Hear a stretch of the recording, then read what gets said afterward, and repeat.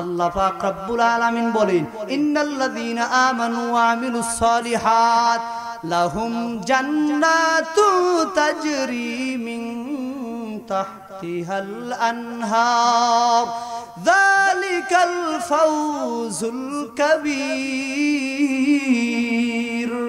আল্লাহ পাক রব্বুল আলামিন বলেন অবশ্যই যারা ঈমানদার আর যারা সৎকর্ম করবে তাদের জন্য আছে জান্নাত যার তলদেশে নদী প্রবাহিত। যালিকাল ফাওজুল কাবীর, এটাই মহা সাফল্য।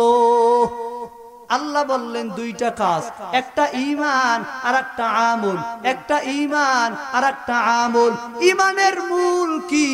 সবাই উচ্চ স্বরে আমার সাথে পড়ুন, লা ইলাহা ইল্লাল্লাহু মুহাম্মাদুর রাসূলুল্লাহ। সবাই পড়লেন না কেন? কোনো ভেজাল আছে নাকি? আহলে হাদিস ভাইজানেরা তো আল্লাহ আর মুহাম্মদ এক জায়গায় লিখতে চায় না। কেন? বলে আল্লাহ আর মুহাম্মাদের মর্যাদা তো সমান না, তাই দুটা সমান সমান লেখা যাবে না। তাহলে তো আল্লাহ কোরআনের বিভিন্ন জায়গায় এক আয়াতের মধ্যে আল্লাহর পরেই মুহাম্মদ দিলেন, তাহলে সেখানে আল্লাহ সাথে সাথে দিলেন কেন? অতএব ওই ধোঁকাবাজদের ধোঁকায় পড়া যাবে না। সবাই আমার সাথে সমস্যারে পড়ুন, লা ইলাহা ইল্লাল্লাহু মুহাম্মাদুর রাসূলুল্লাহ। এই কালেমার সাথে সবাই একমত তো? আওয়ামী লীগ যারা করে তাদের কালেমা কি নতুন আলাদা? বিএনপি যারা করে তাদের কালেমা কি নতুন আলাদা? জামাত চরমোনাই যারা করে তাদের কালেমা কি নতুন আলাদা? নাকি সকলের কালেমা একটা? আজকে এই কালেমা নিয়েও লাগছে বড় ভেজাল। কি পড়লাম? লা ইলাহা ইল্লাল্লাহু মুহাম্মাদুর রাসূলুল্লাহ। লা ইলাহা ইল্লাল্লাহ, আল্লাহ তাআলা ব্যতীত কোনো মাবুদ নাই। মুহাম্মাদুর রাসূলুল্লাহ, মুহাম্মদ আল্লাহ পাকের পাঠানো শেষ পয়গম্বর। দুই কথার মূল কথা হলো আল্লাহর মতো দ্বিতীয় কোনো আল্লাহ নাই, আমার নবীর মতো দ্বিতীয় কোনো নবী নাই। এই কথাটা অন্তরে ঢুকাও। আল্লাহর গোলামি ছাড়া কারো গোলামি চলবে না। নবীর আদর্শ ছাড়া কারো আদর্শ মানা যাবে না। তো হামসিরাতে মুস্তফা দর তামামি হালে উকুন ইত্তেবা। কার ইত্তেবা করবেন? নবী মুহাম্মদুর রাসূলুল্লাহ। এই যে আমরা ঈমান আনলাম, হ্যাঁ কোরআনুল কারীমের মধ্যে আমার রব বলেছে অবশ্যই মুমিনেরা জান্নাতি, অবশ্যই মুমিনেরা সফল কাম। আপনারা আমরা এখানে যারা আছি আমরা সবাই মুমিন। যারা ঈমান আনে তারাই মুমিন। আল ঈমানু হুয়া তাসদীক বিমা জাআ বিহিন নবী সাল্লাল্লাহু আলাইহি ওয়াসাল্লাম মিন ইনদিল্লাহি তাআলা ওয়াল ইকরারু বি। আল্লাহর পক্ষ থেকে নবী মুহাম্মদুর রাসূলুল্লাহ যা কিছু নিয়ে এসেছেন তার প্রতি মৌখিক স্বীকৃতি, অন্তরে বিশ্বাস স্থাপন করার নাম ঈমান। ঈমানের স্তর হলো তিনটা: ইকরার বিল লিসান, তাসদীক বিল জানান, আমাল বিল আরকান। কি মুখে স্বীকার করেছি লা ইলাহা ইল্লাল্লাহু মুহাম্মাদুর রাসূলুল্লাহ, অন্তরেও গাঁথতে হবে আল্লাহ ছাড়া কোনো মাবুদ নাই, নবী মুহাম্মদুর রাসূলুল্লাহ শেষ নবী, এবং কাজের ধারাও এটা প্রমাণিত করে দিতে হবে।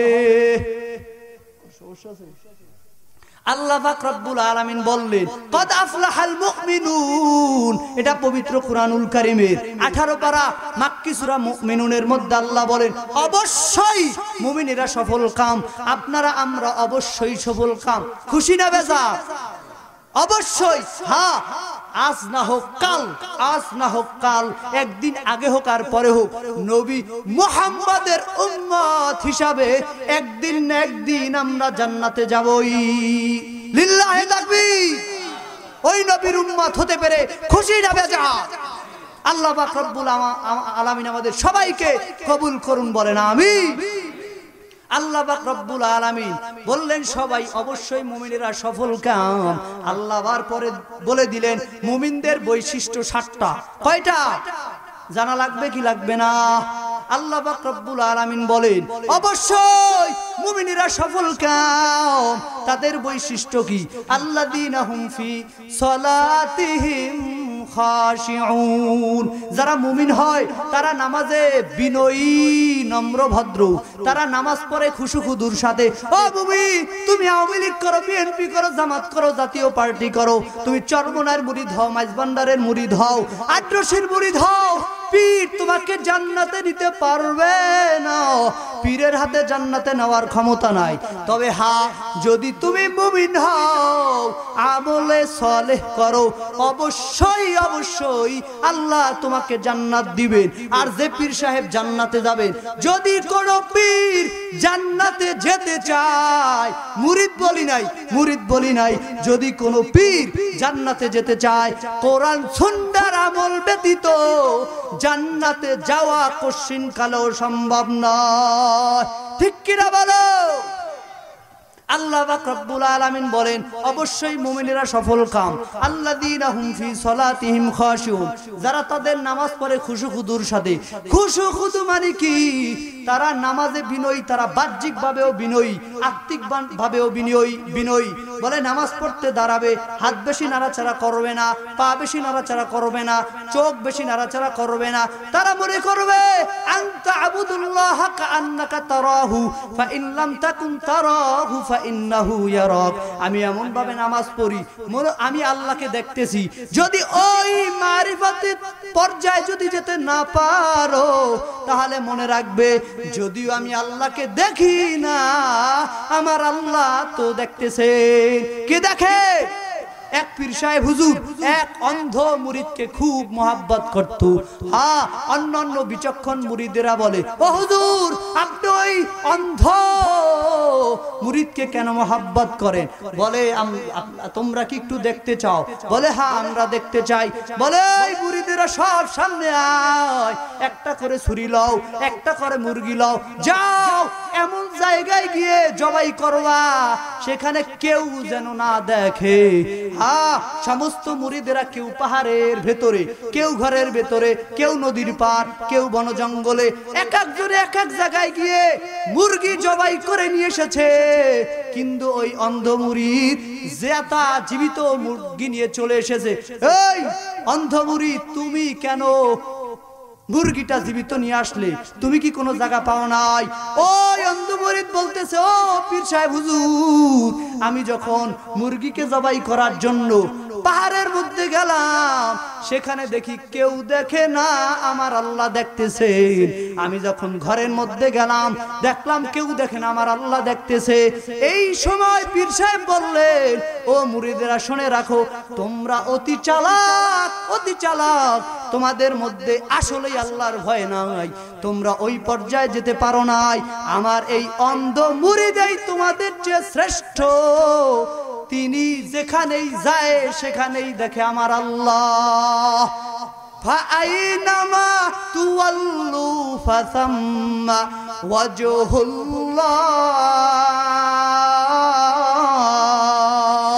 আল্লাহ পাক রব্বুল আলামিন বলেন তোমরা যেদিকেই মুখ ফিরাও সেখানেই আল্লাহ। আল্লাহ কোরআনের ভিন্ন জায়গায় বলেন ওয়া নাহনু আকরাবু ইলাইহি মিন হাবলিল ওয়ারিদ।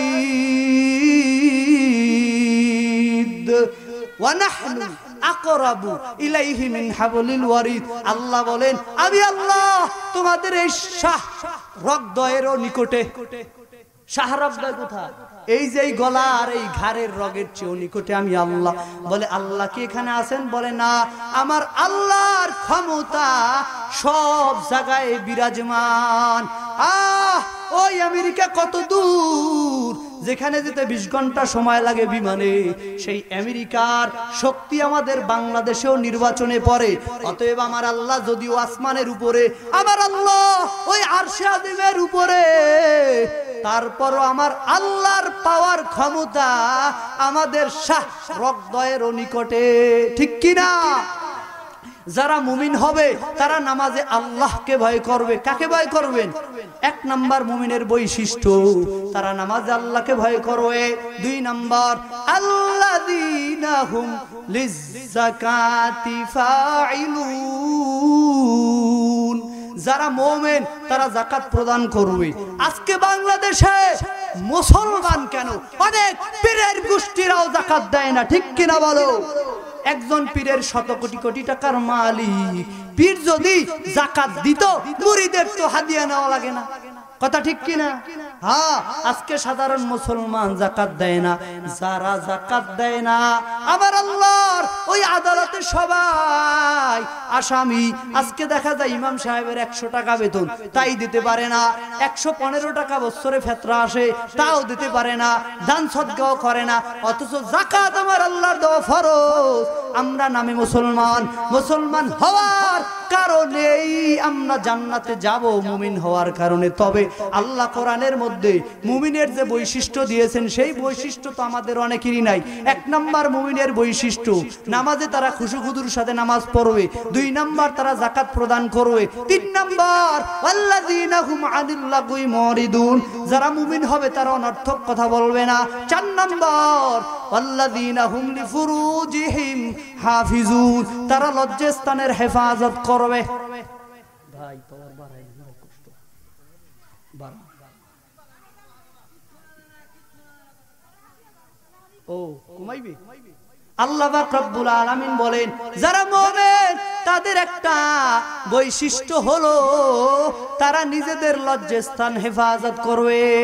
লজ্জাস্থানের হেফাজত করার মানে হলো জেনা থেকে, সমকামিতা থেকে দূরে থাকা। ও মুমিন, ভালো করে শুনে নাও, বাংলাদেশের স্বাধীনতার পর আজকে স্বাধীনতার 53 বছর চলছে। আওয়ামী লীগ গেল বিএনপি ক্ষমতায়, বিএনপি গেল জাতীয় পার্টি ক্ষমতায়। সবাইকেই দেখলাম তারা কি করেছে। আমি বলবো তারা যা করেছে বা না করেছে, তবে আল্লাহর বিরুদ্ধে বহুত আইন পাশ করেছে। এর ভিতরে একটা আইন হলো বাংলাদেশে বর্তমানে 14টা নিবন্ধিত পতিতা পল্লী আছে। ওই পতিতা পল্লীতে বাংলাদেশে প্রায় 2 লক্ষর মতো পেশাদার কর্মী আছে, যৌন কর্মী। ও মুমিন, ভালো করে শুনে নাও, যারা এই জেনার সাথে সম্পৃক্ত সরাসরি, এগুলো চলছে আমার আল্লাহর বিরুদ্ধে। এগুলোর কারণেই করোনা নামক ভাইরাস আসে। হ্যাঁ, জেনার কারণে দুনিয়াতে মহামারী আসে। অতএব বাংলাদেশের মুসলমান আমাদেরকে ওই পতিতা পল্লীর বিরুদ্ধে আমাদের অবস্থান নিতে হবে। কারা কারা এই পেশাদারী যৌন কর্মীদের বিরুদ্ধে অবস্থান নিতে রাজি আছেন? লিল্লাহে তাকবীর। এরে মুমিন, আল্লাহর গোলাম, ওই পেশাদার যৌন কর্মীদের বিরুদ্ধেই তো গেলে হবে না। এলাকার মধ্যেও তো কত গুনাহগার। হ্যাঁ মুমিন, এগুলো থেকে দূরে থাকা চাই।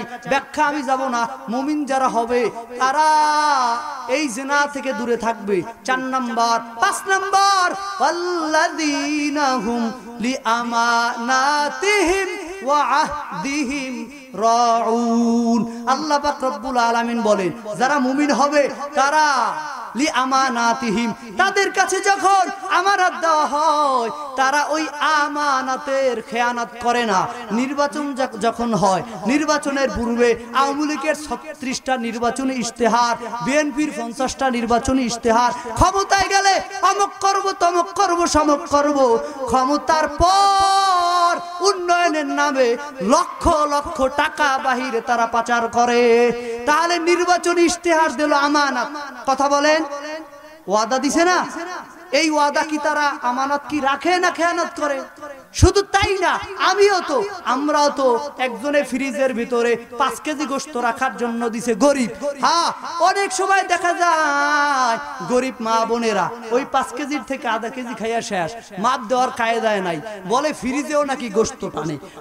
5 কেজি নাই, 5 কেজি নাই, বলে কতটুকু আছে? বলে আছে 4.5 কেজি, আধা কেজি শেষ। ও মুমিন, এটাও আমানত। খবরদার, খবরদার, যে দিক থেকেই বলো, তুমি বলো, আমি বলো, এমপি এমপি বলো মন্ত্রী বলো, আমি মুমিনকে ভালো হতে হবে, আমানতের খেয়ানত করা যাবে না, ঠিক কিনা? ওয়া আহদিহিম রাউন, আর ওয়াদাকে নষ্ট করা যাবে না। একজনের সাথে ওয়াদা দিবেন, হুজুর আপনি মাহফিলে আসবেন, কত বলে যা দেন ঠিক আছে, কিন্তু বক্তা সাহেব অপরদিকে হাদিয়ার লম্বা টাকা পেয়েছে, সে প্রোগ্রাম ক্যান্সেল করে দিয়েছে, আছে না না? হ্যাঁ, শুধু এটা না, আপনিও তো একজনের কাছে বাঁশ বেচবেন 500 টাকা, কথা দিলাম তুমি কেটে নিবা, আরেকজনের চুপে চুপে বলে আমি তোমাকে দিম 1000, এ ভাই এবার আমি বাঁশ বেচবো না, আমারই লাগবে, আরেক জায়গায় আপনি 1000 টাকা বিছে দিলেন, এ ওয়াদা হলো? হ্যাঁ, যারা মুমিন হবে তাদেরকে অবশ্যই আমানাত এবং ওয়াদা রক্ষা করতে হবে। রাজি আছেন তো ইনশাআল্লাহ?